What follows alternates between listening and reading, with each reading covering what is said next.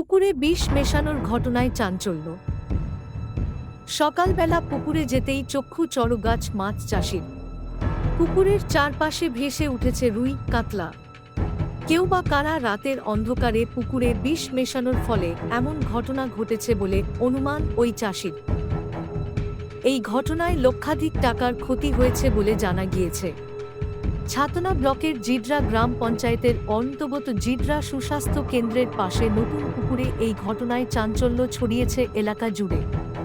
গ্রামের বাসিন্দারা এই পুকুরের জল স্নান সহ বাড়ির কাজে ব্যবহার করত।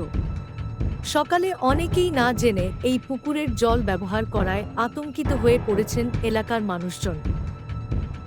মাছ চাষি বিদ্যুৎ সিংহ বাবু জানান, 5 কুইন্টালের বেশি মাছ মারা গিয়েছে। পঞ্চায়েত থেকে যদি কিছু ব্যবস্থা করা হয় তাহলে উপকৃত হই। আজকে সকালে পুকুরে ছিলাম, পুকুরে আসার পরে দেখি অনেক মাছ ভাসছে। ভাসার পরে আমার বাড়ির থেকে 2-4 জন আসে দেখার পরে দেখা যাচ্ছে যে মাছ পুরো ভাসিয়ে যাচ্ছে।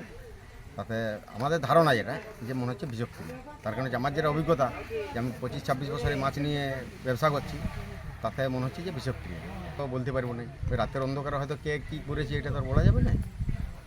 মানে আমার যেটা ধারণা মাছ চাষের প্রতি যে এটা বিষক্রিয়া। এ প্রসঙ্গে জিডরা গ্রাম পঞ্চায়েতের উপপ্রধান ভূদেব মণ্ডল বলেন, সকালে খবর পাই, এসে দেখি প্রচুর মাছ ভাসছে। জল পরিশোধনের জন্য চুন ফটকিরির ব্যবস্থা করা হচ্ছে।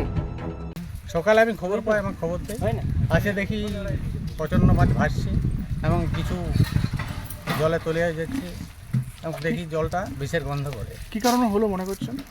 কারণ কোনো বোঝা যাচ্ছে না। আমাদের এই এলাকা তো কেউ কারো কোনো দিক ক্ষতি কারো করে নাই। টাইমস নাও খবর।